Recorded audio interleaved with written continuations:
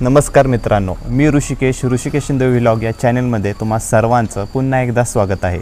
आज आपल्यासोबत जे व्यावसायिक आहेत त्यांचा जर तुम्ही एकदा व्यवसाय बघितला, त्यांचा अनुभव जर ऐकला तर तुम्ही पण आश्चर्यचकित व्हाल। आज आपण आहोत कोरेगाव तालुक्यातील भोसे या गावामध्ये। दादा नमस्कार, मला पहिल्यांदा तुमचा परिचय द्या। माझं नाव सतीश बाबूराव माने, गाव भोसे, तालुका कोरेगाव, जिल्हा सातारा। मला सांगा, ही सगळं तुमचा गोठा, आता गोठ्यामध्ये किती गाय आहे, म्हशी आहेत? आत्ता गोट्यामध्ये 60 म्हशी आहेत आणि 10 गाय आहेत। 10 गाय आहेत। याची सुरुवात आणि संकल्पना तुम्हाला कशी सुचलेली? सुरुवातीला आम्ही 2021-20ला एक 10 म्हशी घेतल्या। 10 म्हशी घेतल्यानंतर पुन्हा थोडीशी ओढ लागली। ओढ लागल्यानंतर पुन्हा आम्ही वाढीत मग गोटा वाढीत गेलो आणि आज त्या गोट्यामध्ये 60-65 म्हशी आहेत आणि 10 गाय आहेत, म्हणजे टोटल 75। मला सांगा, याच्या आधी तुम्ही काय करत होता? याच्या आधी आम्ही शेतीच करत होतो। शेती करत आपला जोडधंदा म्हणून, व्यवसाय म्हणून या म्हशी पालनाकडे वळलो आम्ही। म्हैशी पालनाकडे वळा। मग तुम्ही आपण गाई पालन पण करू शकतो, म्हैस पालन पण करू शकतो, पण तुमच्या गोट्यामध्ये जर बघायला गेलं तर म्हशीचं प्रमाण जास्त आहे, त्यामागचं कारण काय? म्हशींना मेंटेनन्स खर्च कमी आहे। म्हशींना चारा कसाही असला तरी चालतो। गायींना चारा शेल चारा लागतो आणि गायींना मेंटेनन्स खर्च जास्त आहे। म्हशींना दुधाचा दर जास्त असल्यामुळं म्हशी परवडतात आणि माझ्याकडे आत्ता एक म्हैस एका टायमाला 8 ते 9 लिटर दूध देणाऱ्या म्हशी आहेत। त्याच्यामुळं गोट्याचं व्यवस्थापन बी चांगलं होतं, त्यातनं उत्पन्न बी चांगलं मिळतं आणि खर्च जाता अगदी पैसे चांगले शिल्लक राहतात। सुरुवात तुम्ही केली गोट्याची, पण त्यावेळेस तुमचं शेड कसं होतं? ज्यावेळेस 10 म्हशी होत्या त्यावेळेस शेड कशा प्रकारचं होतं? शेड साधंच पहिलं होतं आपलं। पहिला गोठा केला होता, एक 14-15 म्हशीचा होता। ते 14-15 म्हशीचा गोठा केल्यानंतर पुन्हा वाढवीत आणि पुन्हा त्यात बदल बराचसा केला। आता माझ्या गोट्यामध्ये सगळं ऑटोमॅटिक पाणी, चारा घालणे, चारा हा कामगार घालतो, पण पाणी बिणी सिस्टीम सगळी ऑटोमॅटिक केली आहे। जेवढं जनावर पाणी पिईल तेवढंच पाणी येतं। सेन्सर टाईपमध्ये त्याला वाल बसवलेला आहे। ही कल्पना कशी सुचली की आपण थोडंफार ऑटोमॅटिक करावं यामध्ये? ही कल्पना असंच एक दोघांचं बघितल्यानंतर ते लक्षात आलं की बाबा आपण बी असंच करावं। असंच केल्यामुळं आपला बी थोडासा मेंटेनन्स खर्च बराचसा कमी होतो। एक म्हशीला पाणी पाजायचं म्हणलं तर 10-20 म्हशीचं पाणी पाजायचं म्हणलं तर कंप्लीट 1 तास जातो त्यात। त्याच्यामुळे पाण्याचा तो आपला वेळ वाया जात नाही। 10 म्हशी होत्या त्यावेळेस अंदाजे कितव्या वर्ष किती असत त्यावेळेस 10 म्हशी होत्या? त्यावेळेस होते 2020 साल। 2020 साल। मग तिथून ज्यावेळेस तुम्ही वाढवण्यासाठी सुरुवात करणार होता त्यावेळेस काय डोक्यात कल्पना घेऊन तुम्ही वाढवायला सुरुवात केली? काय नाही, ते 10 म्हशीचं दुधाचं पेमेंट चांगलं यायला लागलं, घरी शेतीला बी शेणखत मिळायला लागलं आणि त्याच्यामुळं बाकी लोकांना बी उद्योग मिळायला लागलं, त्याच्यामुळे ही कल्पना सुचली। शेडची तुम्ही रचना कशी केलेली आहे आणि एकूण मिळून तुम्हाला खर्च किती आला शेड बांधण्यासाठी? शेडची आता ही आपण उभं राहिलो, ही शेड हे 75 बाय 30 आहे। ह्याला दोन्ही साईडला म्हशींना गव्हाण केलेली आहे, मधून एक रस्ता ठेवलेला आहे 3.5 फुटाचा, जेणेकरून चाराही घालताना काय अडचण येणार नाही। आणि दुसरी गोष्ट, वातावरणाला बी चांगलं आहे। म्हशींना उन्हाळ्यात फॅन लावलेले असतात, बाकी सगळ्या सुविधा उपलब्ध केलेल्या आहेत। त्याच्यामुळे तो म्हशीचा गोठा चांगल्या प्रकारे झालेला आहे। मग आता हे 75 बाय 30च्या शेडला जवळजवळ 10 ते 11 लाख रुपये खर्च आलेला आहे। त्यासोबतच मी या शेडसोबतच अजून तिकडे 2 शेड बघितले, ते 2 शेड करण्यामागचं कारण काय? सेपरेट ते 2 शेड म्हणजे ते पहिले जुने शेड होते, त्याच्यात बदल काय तर नवीन सिस्टीम करावं यासाठी दुसरं नवीन शेड बांधलं। नवीन शेडची संकल्पना सगळ्यात चांगली आहे। आता खालची शेड आहे ती त्याच पद्धतीने आम्ही बांधणार, त्याच्यामुळे बाकी काय म्हणजे जनावरांना बी मेंटेनन्स खर्च कमी होतो. बाकी जनावरांना बसायला उठायला व्यवस्थित जागा भरपूर राहते. एकूण मिळून खर्च किती आला तुम्हाला? कुठला? एकूण शेडसाठी किती खर्च आलेला? 11 लाख. मग त्यासाठी तुम्ही जे भांडवल असतं ते कुठून गोळा केलेलं? हे भांडवल आपल्या घरूनच घातले आपलं स्वतःपासून. जर एखादा तरुण यामध्ये उतरणार असेल तर त्याने किती गायींपासून सुरुवात केली, म्हशीपासून सुरुवात केली पाहिजे? कमीत कमी 10 म्हशीपासून त्याने सुरुवात केली पाहिजे. हा दुधाचा धंदा. आता ही 10 म्हशीचा गोटा आपला शेपेड आहे इथं. या गोट्यापासून मला महिन्याला 2.5 लाख पेमेंट येतं. 2.5 लाखातून माझा खर्च 1 लाख बह्या, कामगार आणि खुराकाचा असा 1 लाख खर्च येतो. 1.5 लाख रुपये मला महिन्याला शिल्लक राहतात. निव्वळ नफा 1.5 लाख. नफा. दररोजचं चारा व्यवस्थापन कसं असतं इथे? दररोजचं चारा व्यवस्थापन म्हणजे चारा माझ्या घरच्या शेतीमध्ये 4 एकर घास केलेला आहे, नेपियर घास. त्याच्यामुळे चाऱ्याचं नियोजन सगळं रोजचं कंटिन्यू चालू असते. चारा कमी पडत नाही, काही नाही. घासासोबतच अजून दुसरं काय असतं? घासासोबत मक्का असते, ऊस असतो, पुन्हा वाळकी कडब्याची वरण मिक्स करतो. असं मिक्स करून आम्ही घालतो. योग्य चारा व्यवस्थापन किती महत्त्वाचं आहे या व्यवसायामध्ये? योग्य व्यवस्थापन चारा सगळ्यात चांगलं महत्त्वाचं आहे. चारा सकस चांगला असला पाहिजे. चारा खराब बी झालेला नसला पाहिजे. त्याच्यामुळं बऱ्याचशा गोष्टीचा अडचण येत नाही. अडचण येत नाही. तुम्ही म्हटलं की बऱ्याचशा गोष्टीचा आपल्याला अडचण येत नाही, पण या व्यवसायात आल्यानंतर प्रामुख्याने आपल्याला अडचणी कोणकोणत्या असतात? तसं काय नसतं. व्यवसाय करायचा म्हणलं की मन लावून जर केला तर अडचण काहीच येऊ शकत नाही. आपलं बी सातत्य कायम पाहिजे. आपण बी सकाळ संध्याकाळ गुरावरती लक्ष ठेवलं पाहिजे. जरी बाह्य असला कुणी असला तरी आपलं थोडंफार लक्ष असलं पाहिजे, जेणेकरून गुरांची बी हेळसांड झाली नाही पाहिजे. जनावरांवरती बी लक्ष राहिलं पाहिजे. आपलं लक्ष असलं की सगळ्यांचं लक्ष राहतं. आता तुमच्या गोट्यामध्ये सगळ्यात जास्त दूध देणारी म्हस कोणती आहे आणि किती लिटर दूध देते? आता सगळ्यात जास्त दूध देणारी म्हैस माझ्याकडे आता ही रेडकूप येते ना. ही म्हैस एका टायमाला मला 8.5 ते 9 लिटर दूध देते. 8.5 ते 9 लिटर. कोणत्या कोणत्या जातीच्या म्हस आपल्या गोट्यामध्ये आहेत? ह्या सगळ्या मोरा जातीच्या म्हशी आहेत. मुरा जातीच्या म्हशी निवडण्यामागचं कारण? मोरा जातीच्या म्हशी निवडण्याचं कारण म्हणजे दुधाची त्यांची टक्केवारी चांगली असते. जनावर शांत असतात. आणि आपल्याकडे ब्रीड बी तयार होते चांगलं. ते हा उद्देश असल्यामुळे आम्ही मोरा जातीच्या म्हशी भरलेल्या आहेत. ब्रीडिंगवर काम करता आपण इथे? ब्रीडिंगवर नाही काय काम करत. आपल्या घरचाच एक ओळ आहे, त्याच्याकडून ब्रीड करतो आम्ही. सुरुवातीला तुमच्याकडे 10 म्हशी होत्या, मग 11वी म्हस घेताना तुम्ही त्या म्हशीमध्ये काय बघून घेतलं आणि कशा प्रकारे तुम्ही म्हशीची निवड करता? म्हशी चांगल्या बघून घेतल्या की काही अडचण नाही. त्यांची दुधाची क्षमता बघायची लागते. पुन्हा म्हैसीचं सगळं चौक बघितलं पाहिजे. तर खालच्या त्या शिरा ज्या असतात त्या शिरा बघितल्या पाहिजेत. ज्या ज्या दुधाच्या शिरा ज्या असतात त्याच्यावर बराचसा म्हणजे इफेक्ट असतो. तुम्ही लेबर ठेवलेलंच आहे, पण त्याच्याबरोबरच तुम्ही वैयक्तिक इथे काय काय काम करता? वैयक्तिक काय आम्ही सकाळचं देखभाल करतो.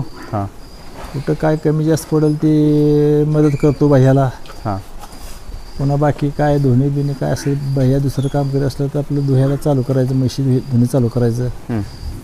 1-2 म्हशी झाल्या की बाह्या मोकळा होतो. पुन्हा मग त्याचं ते काम करतो. आपण आपल्या कामाला मोकळं झालो. पुन्हा या म्हशीसोबतच मी बघितलं की आपण जर्सी गाय पण ठेवलेली आहे आणि देशी गाय पण ठेवलेली आहे. या मागचं कारण काय? देशी गाय कसं आहे, देशी गाय आपल्या दावणीला 1-2 तरी पाहिजेतच. देशी गाय सगळ्यात चांगली गाय. ठेवण्याचा मागचा उद्देश म्हणजे आपल्याकडे ती देवता असल्यागतच आहे. त्याच्यामुळे देशी गाय ही प्रत्येकानं ठेवलीच पाहिजे. आपलं जे दूध निघतं त्याच्यावरून तुम्ही असं काय विचार केला का की आपण याच्यावरून या पूर्ण दुधावरून आपण एखादं प्रोडक्ट तयार करावं?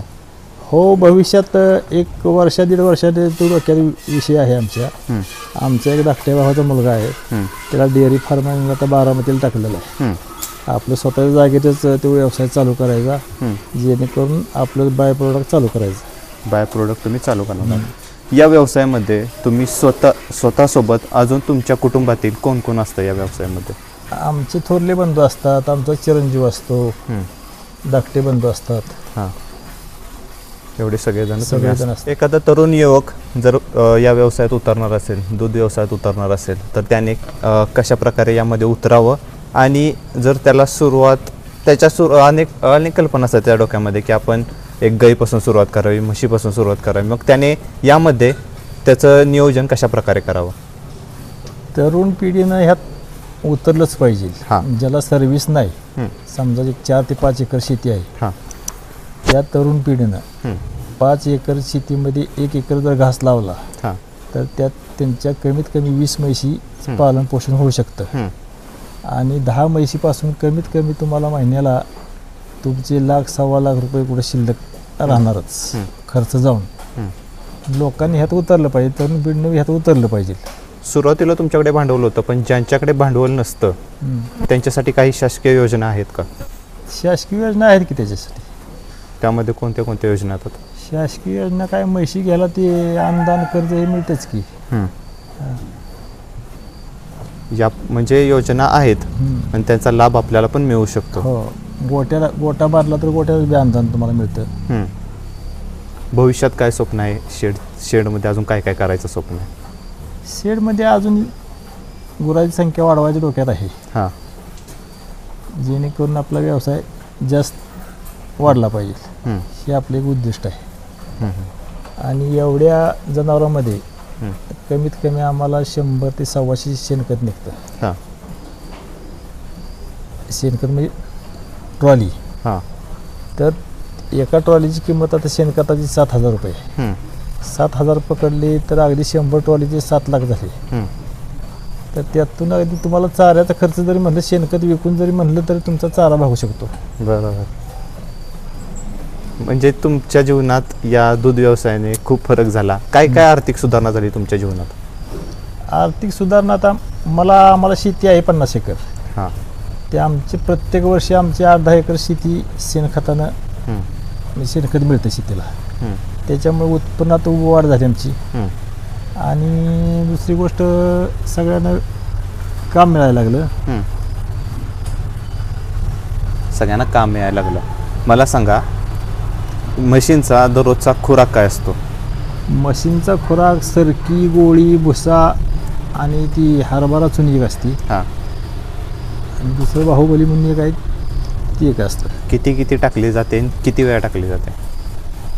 ती पर म्हशीला जसं दूध देतात म्हशी, समजा 9 लिटर दूध देणारी म्हशी असेल, तिला 5 किलो खुराक असतं. 4 लिटर देणारी असेल तिला 2 किलो असतं. जी 7 लिटर देणार आहे तिला 4.5 किलो खुराक असतं. जसं दूध असेल तसं खुराक दिलं जातं. जसं दूध असेल तसं खुराक असतो. एक महत्त्वाचा प्रश्न की आपण जर म्हशी बघितल्या तर काही जणांना असे प्रॉब्लेम येतात की म्हशी गाभण राहत नाहीत. मग त्यासाठी आपल्या गोट्यामध्ये अशी काही परिस्थिती आलेली का? आणि त्यावेळेस तुम्ही त्यामध्ये कशा प्रकारे त्याचं नियोजन केलं त्यावेळेस? तसं नाही. त्याचं कसं असते, उन्हाळा टेम्परेचर जास्त राहिलं तर म्हशी गाभ राहायला थोडासा प्रॉब्लेम येतो. त्याला थंडीच्या वातावरणात किंवा क्लायमेट जर चेंज झालं तर त्या पिरियडमध्ये म्हशी भरल्या की म्हशी गाभण राहू शकतात. एखाद दुसरी म्हैस टेम्परेचरमुळं इकडे तिकडे होऊ शकते. असं काय सर्रास तसं होत नाही. 80% म्हशी तर गाभ राहतात. ही माझी म्हैस 8.5 लिटर दूध देते एका टायमिंगला. ह्या 7 लिटर दूध देणार आहे. इकडं ही 6 लिटर दूध देणार आहे. ही पुढची आहे ती 7 लिटर दूध आहे. याच्या पुढची 6 लिटर दूध देते एका टायमिंगला.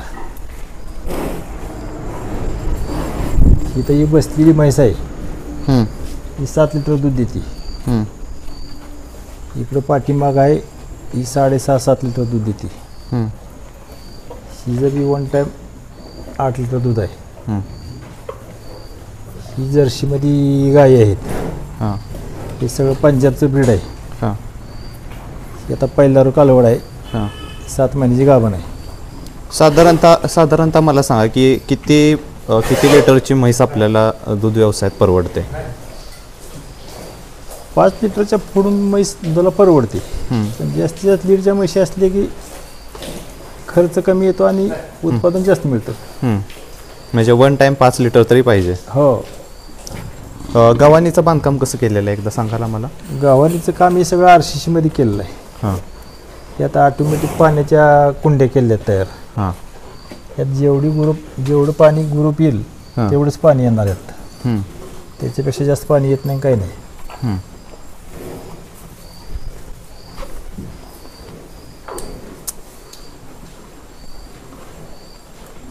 आणि इथून मधून जायला जागा ठेवलेली आहे. मधून जायला जागा ही 3.5 फुटाची ठेवलेली आहे. दोन्ही साईडला चारा घालता यावा हां. यासाठी ही जागा ठेवलेली आहे मधून. आता आपण जे हे बघूया, वैरणीचं ठिकाण आहे. वैरण ठेवण्यासाठी जागा किती ठेवलेली आहे हे बघूया आपण. तर वैरण ठेवण्यासाठी एकूण मिळून किती जागा ठेवण्यात आली आहे? वैरण ठेवण्यासाठी जागा 25 बाय 45चं शेड आहे मोठं. हां.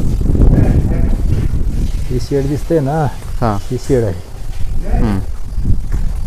हे 3 ट्रॉल्या चारा आहे.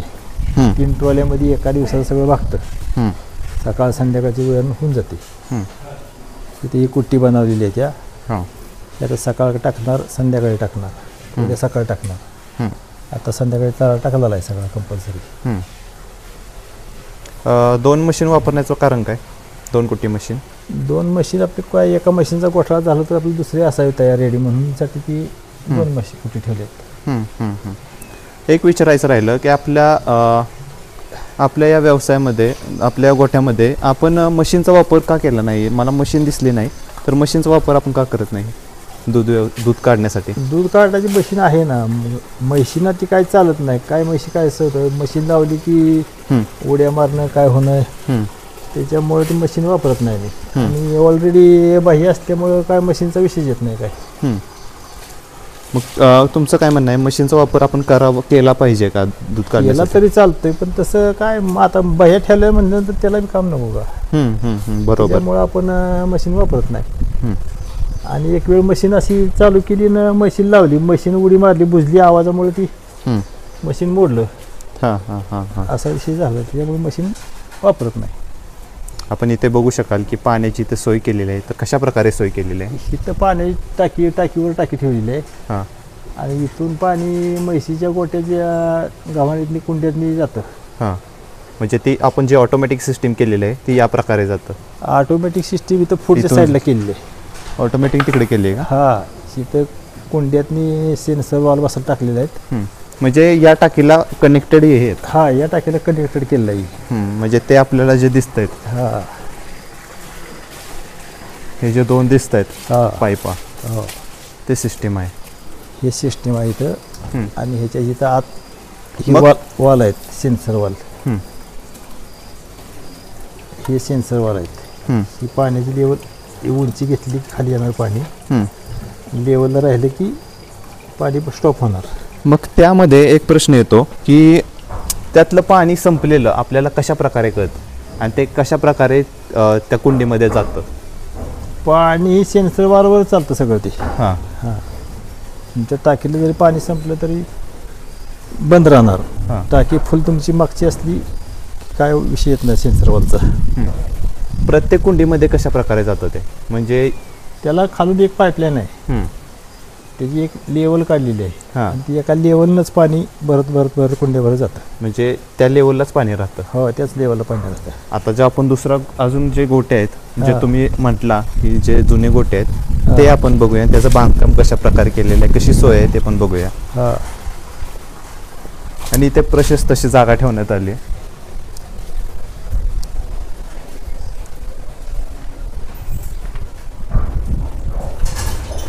इथं ही खुराक भिजवण्यासाठी हौद बांधलेला आहे. खुराक भिजवण्यासाठी? जेणेकरून खुराक भिजवला की असंच खोऱ्यानं भरून जनावरांना घालता येतो. इकडे या म्हशी आहेत.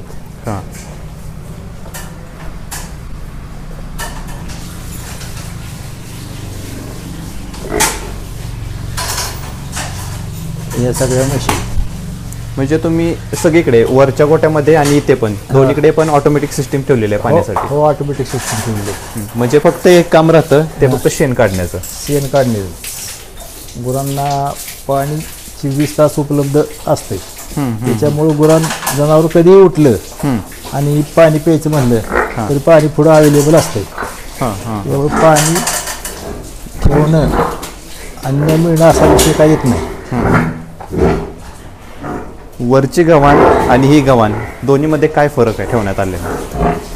वरच्या गव्हाण म्हणजे आता ही कसं आहे, नवीन टेक्निकलनं इकडे खाली केलेलं आहे आपण. म्हणजे पहिला जुन्या स्टार्टचा गोठा आहे. आता नवीन बदल केल्यामुळे वरच्या गोट्यात थोडा बदल केला आपण. इथून पुढं गोठं बदल करून असंच बांधणार आपण पहिल्या वरच्या गोट्यामध्ये.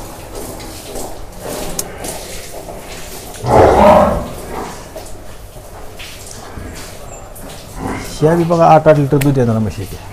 ते पण ही आहे पलीकडची आहे, तिच्या पलीकडची आहे ती आता तिला 10व्या महिन्यात चालू झाला आहे. तुम्ही मगाशी तुम्ही जसं की सांगता की मी म्हशी विकत घेतो, मग आता मला ही म्हस आहे तर या म्हशीमध्ये तुम्ही काय बघून घेता हे दाखवा एकदा. ही म्हशींची सड बघायची, पुन्हा तिचा चौक बघायचा, खाली दुधाच्या शिरा असतात त्या शिरा बघायच्या. बाकी जागी घासली पाहिजे म्हशीची. ती प्युअर हरियाणामध्ये म्हशी ती.